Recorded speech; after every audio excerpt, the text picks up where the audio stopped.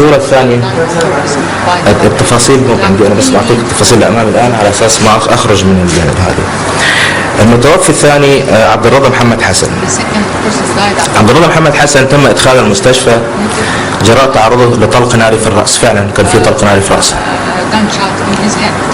إلى هنا في حالة تستدعي تدخل.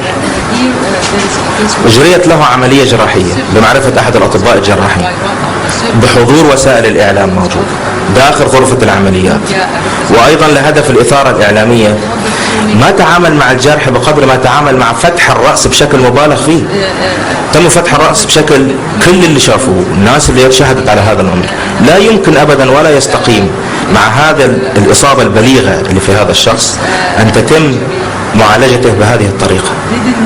طبعا النتيجة أنه هو صار نزيف عنده، وأوريدي كانت إصابته قوية.